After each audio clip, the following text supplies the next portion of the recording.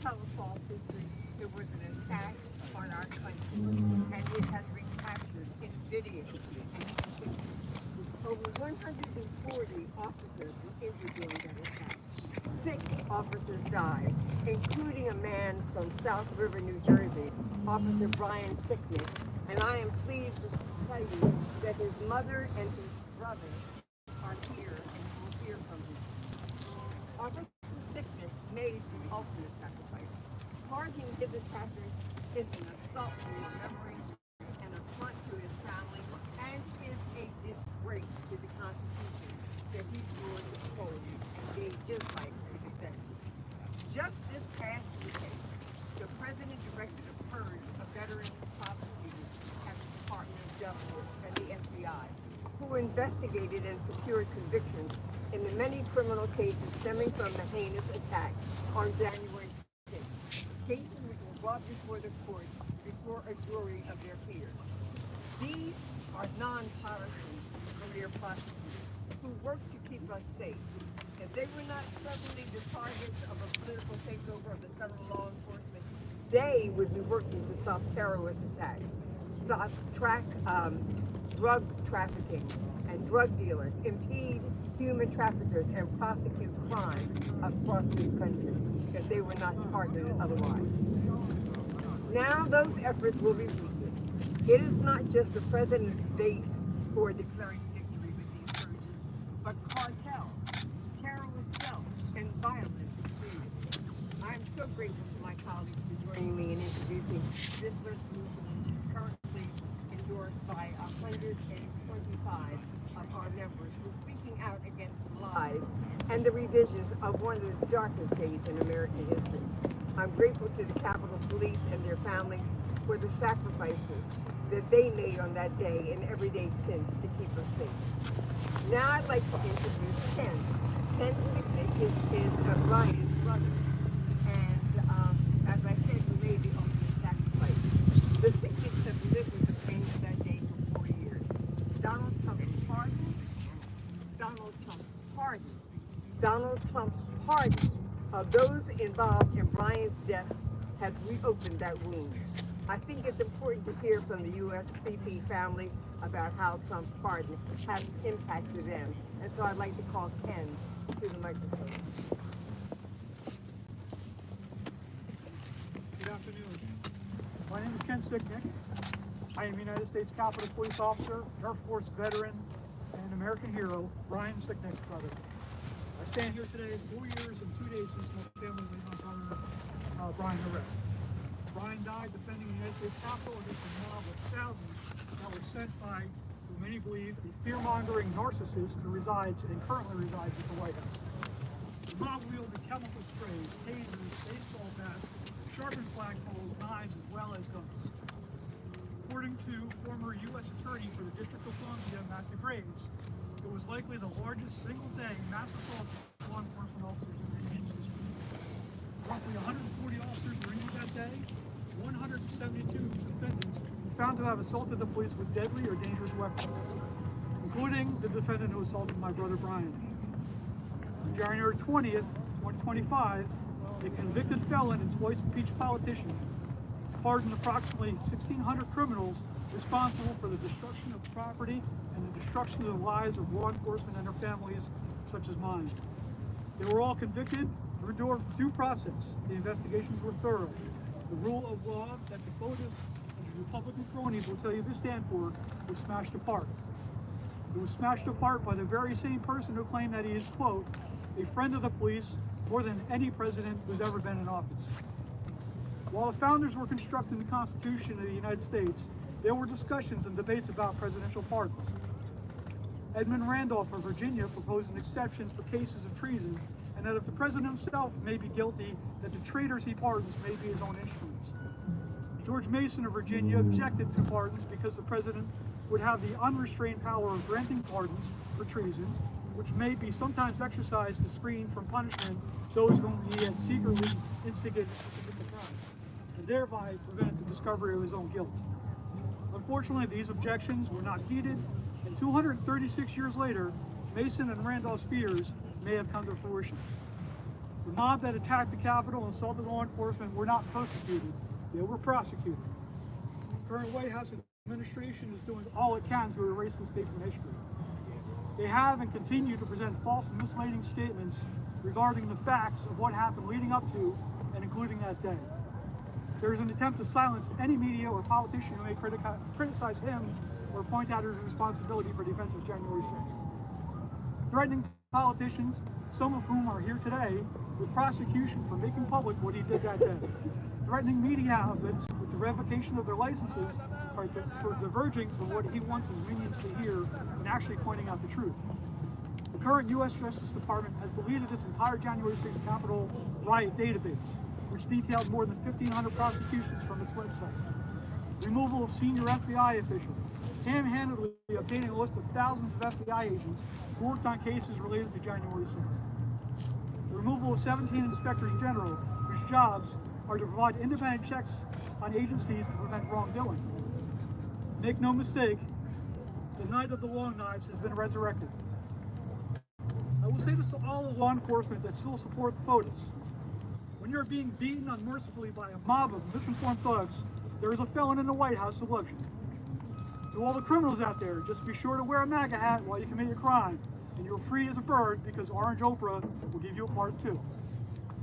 I will continue to speak out about the injustices I see being done to my family, to Brian's service and memory, and to his brothers and sisters in law enforcement, even though I may feel powerless myself. I will not let the true events of January 6th be forgotten or deliberately erased from history. I quote Nobel laureate Elie Wiesel, "What hurts the victim most is not the cruelty of the oppressor, but the silence of the bystander."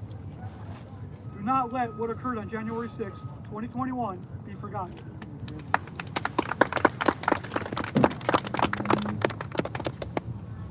Thank you, Ken. You know, we can all sympathize with the Sicknick family, but we can't empathize with them because we don't know the degree of pain that they've had to address. Having to revisit these issues, having to live through these pardons, just reawakens and reminds them of the pain that they've had to go through. Now I'd like to turn it over to my colleague from Mississippi, the gentleman who has been the chair of the Homeland Security Committee, is now the ranking member, but the gentleman has used his voice as a chairman of the January 6th committee to investigate what happened in this country and that dark day, and has been a strong voice for all of us. Benny Thompson. Thank you very much. Let me say I join in support of this resolution because it speaks volumes as to who we are as a country.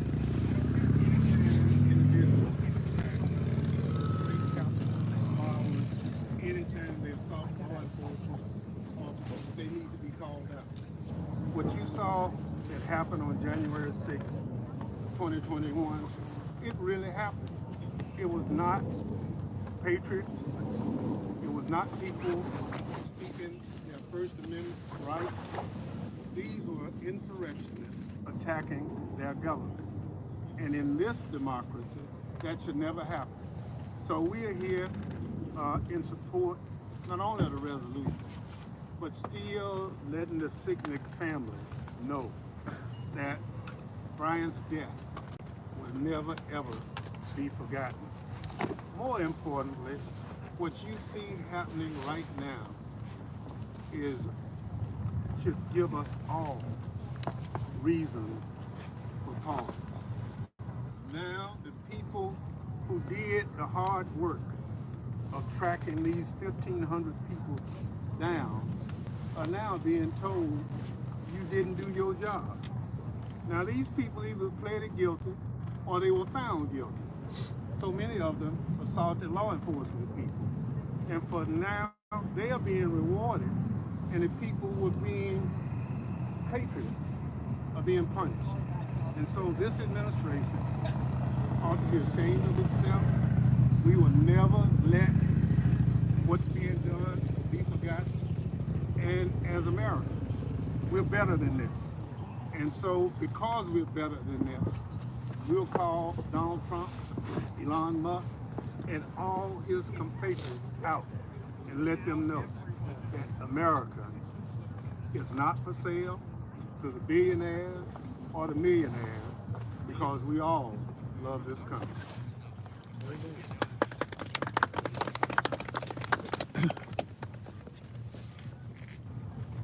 We'd now like to hear from Representative Byer, who actually was the member who represented Mr. Sicknick when he was working for the Capitol Police.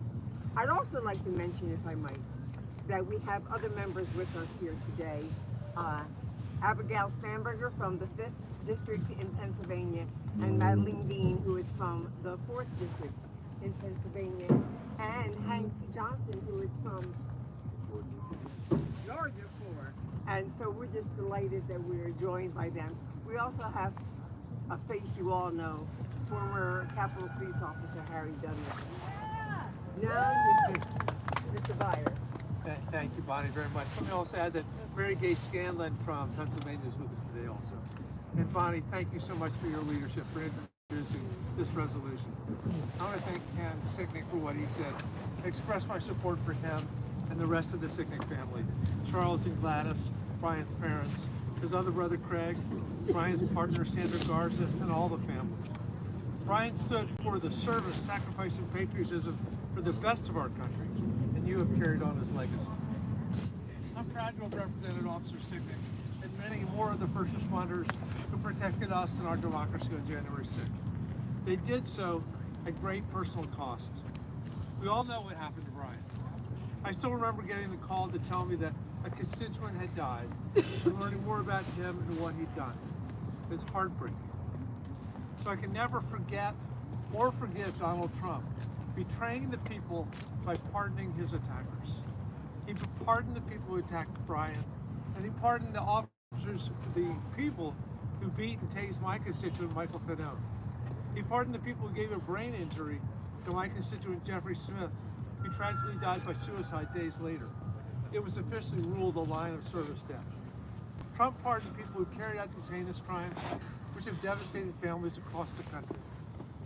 It was not only a gross portrayal of their service and sacrifice, it was an embrace of violence and lawlessness. Trump's pardons make our country less safe and betrayed the law enforcement heroes who respected the Capitol at great personal cost. And now, Trump is attacking and purging the law enforcement who did their jobs by enforcing the law and by investigating and prosecuting this violent crime.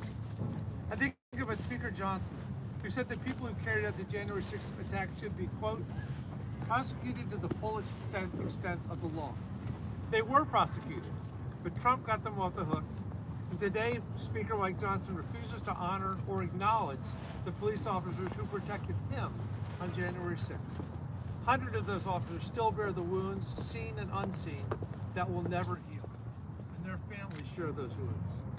My thoughts today are, as always, with the Sicknicks, with Aaron Smith and her family, and with the families of officers Howie Liebengood, Gunther Hashida, and Kyle DeFrite. And they're with Mike Fanone. And they're with the many other courageous officers who defended the Capitol on January 6th and their families.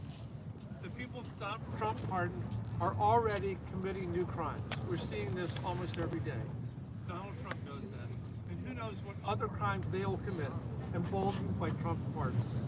Unfortunately, we're all going to find out. Let me now introduce my dear friend and an American treasure, Dave DeRessa.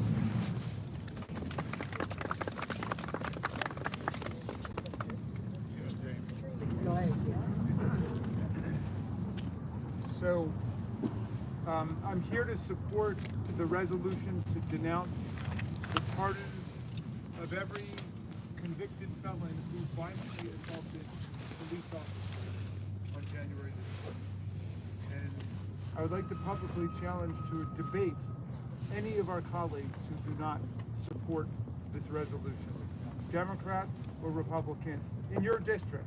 I will come to your district, and I'm sure a lot of my colleagues will join me too, to come and debate whether we should be denouncing and deploring these pardons, or we should be backing them and supporting them, either openly or with our silence. Here's where we are in America today. I'm ashamed to say, in front of Mrs. Sicknick, Gladys Sicknick, my friend, who's Officer Brian Sicknick's mom, and Ken Sicknick, his brother. Here's where we are. They pardon criminals who are violently assaulting cops, and they fire FBI agents and prosecutors for doing their jobs. That's where we are in America today. Brian Sicknick was 42 years old when he died. He'd grown up in New Jersey, the son of wonderful parents, member of a wonderful family. He was a good, strong cop who protected all of us, Democrats and Republicans, citizens who come to visit the Capitol, people who work here in the Capitol. He was beaten up, sprayed in the face with bear spray, and violently assaulted by Julian Cater and other insurrectionists who came to storm the Capitol at the behest of Donald Trump. Brian Sicknick died the next day after suffering 2 strokes at 42 years old. Now, in the immediate aftermath of the attack, as Congressman Don Beyer reminds us, Donald Trump did everything he could to denounce the January 6th insurrectionists. Like Mitch McConnell, like Mike Johnson, like Kevin McCarthy, they all denounced the violence. They said it was un-American. They said it was unpatriotic. They called it terrorism. They did that in the immediate aftermath because of the huge storm of public protest. Donald Trump steadily began a process of trying to redefine the meaning of the events of January 6th, to whitewash the atrocities that took place that day, to cover up and to shroud in doubt the violent assaults that took place on the police officers. To make people believe that it wasn't Donald Trump's MAGA mob that attacked us, but that it was Antifa, or even more scandalously, the FBI itself. All of them lies. Donald Trump called the people who attacked us and chanted, "Hang Mike Pence," and came to assassinate Nancy Pelosi, patriots. They weren't patriots. The Constitution, in 4 different places, opposes and condemns insurrection. It says Congress has the power to call forth the militias of the states in order to suppress insurrection. In Article 1. In Section 3 of the 14th Amendment, which has been read into oblivion by the hacks Donald Trump put on the Supreme Court, says that anybody who swears an oath to uphold and defend the Constitution and violates the oath by, quote, engaging in insurrection or rebellion shall never be allowed to hold federal or state office. Again, if you engage in insurrection, you are not a patriot, you are an enemy of American democracy and our Constitution. He called them hostages, a scandalous insult and offense to people who've actually been held hostage. A hostage is someone who's been illegally abducted by a terrorist or criminal group and held for a financial or political ransom. These people weren't hostages, they were defendants who were arrested and prosecuted for their crimes, and the vast majority of them pled guilty to their crimes, and the rest who went to jail were convicted after having every measure of due process, including the right to counsel, the right to appear in court and to speak publicly if they wanted to. Most of them did not. The right to cross-examine witnesses against you, and the right to hear all the evidence against you. What made them hostages? What made them political prisoners, as Donald Trump called them, likening them to Alexei Navalny, who was killed by Donald Trump's filthy compatriot, Vladimir Putin, in Russia? What makes him like Nelson Mandela, a freedom fighter? But no, they pardoned more than 1,500 of them, including Julian Cater, who pled guilty to 2 counts of assaulting police officers with a dangerous weapon. He was serving a 6-year, 8-month term in the events that led to the death of Officer Brian Sicknick. And now he's free. More than 1,500 of them have been freed and pardoned by Donald Trump. And meantime, they are engaging in a massive purge of the Department of Justice. Firing prosecutors, firing the prosecutors in the District of Columbia in the U.S. Attorney's Office who prosecuted the January 6th insurrectionists, demanding investigation of thousands of FBI agents across the country who participated in the investigation of this attack on American democracy and the Capitol and the Constitution. So here's where we are, my friends. At the beginning, the first few weeks of the Donald Trump administration, they pardon violent criminal felons who assault police officers, and then they try to purge, fire, dismiss prosecutors and FBI agents for doing their jobs. And a lot of them Republicans, by the way. So what's the message? Don't participate in the prosecution of any crimes that you might think Donald Trump approves of. Don't get caught enforcing the law in a way Donald Trump might not approve of. That's where we are right now in 2025. But I want to say, all across America, it's not just this brave family, the Sicknicks. All across America, people are standing up against these outrageous assaults on the American rule of law and on our Constitution. And like Don Beyer and like the Sicknicks, I'm keeping Officer Brian Sicknick right in my heart when I go out and I protest these injustices and these savage attacks on our constitutional order.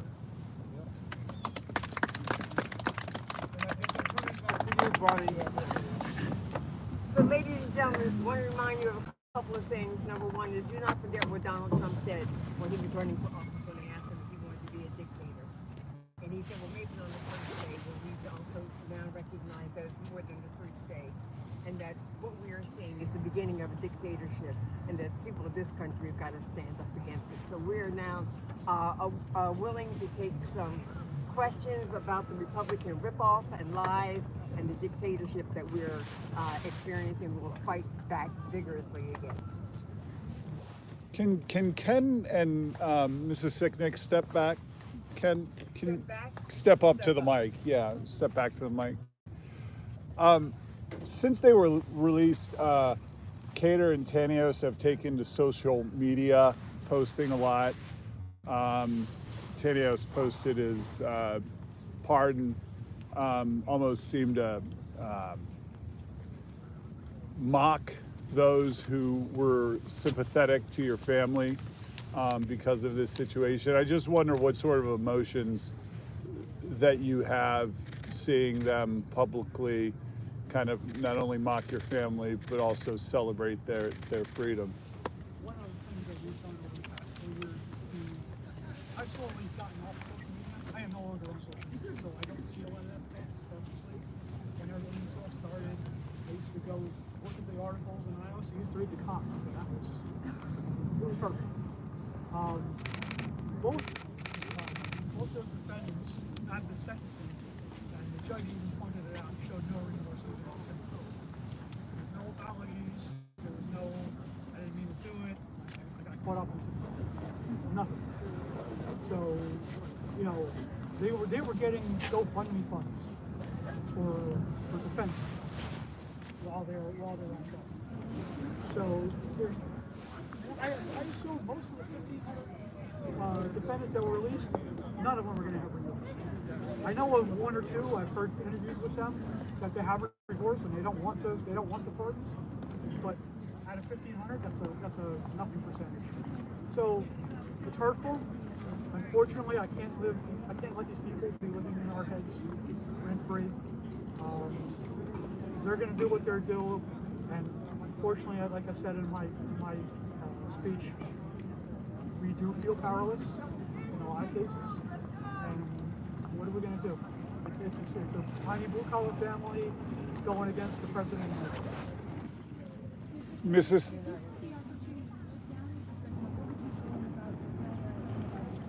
I don't think I can stand for that.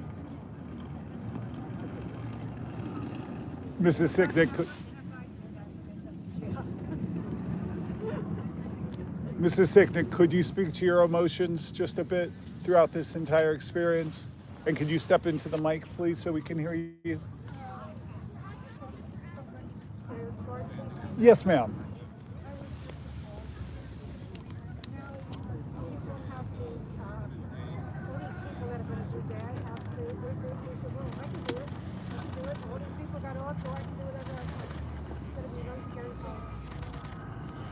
Officer Dunn, could you speak to standing with the Sicknicks this many years later and your own emotions from your perspective? Sure, I don't want to take away from this moment that I'm here to support Mrs. Sicknick. There's nothing new to say. We all saw what happened. We all know what happened. I would challenge any single Republican in that chamber right now that's not going to support the resolution to tell why they're not going to support it. Don't be afraid. It doesn't put them back in jail. The only reason they're not doing it is because they're scared of Donald Trump, period. Mike Johnson right now, wherever he is in this building, has no less than 5 Capitol Police officers with him right now. Look them in the face and tell them you don't support condemning the people that attacked you and your co-workers. It's pathetic. Last Congress, they passed a law, a resolution, to put up a plaque honoring what happened on January 6th. It is not up right now. Why? Mike Johnson is not putting it up. I heard through the grapevine, he said he's deciding which bathroom to put it in. Challenge to you, Mike Johnson, put the damn plaque up. Are there any other questions? For the Sicknick family, we have heard a number of Republicans over the last few years who have maintained that they still say no one died. How does that make you feel? And what do you want to say to them? Understand what you and your family are. They don't need to respond to that. I think.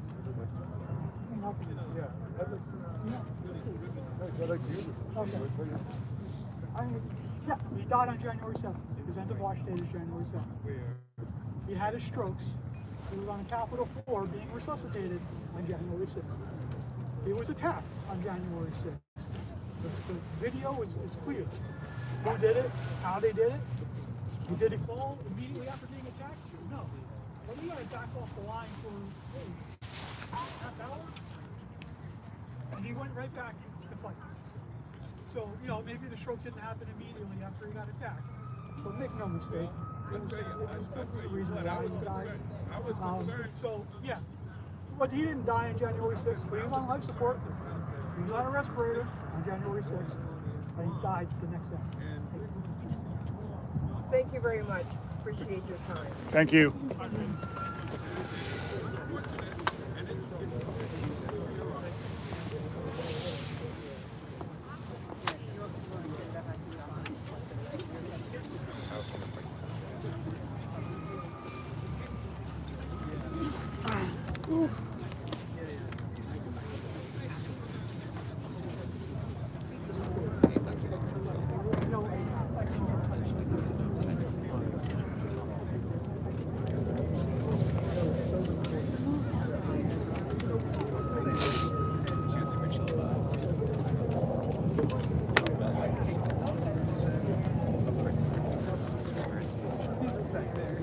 You want me to grab your mic? Sure. Thanks. Great. Oh, I would say.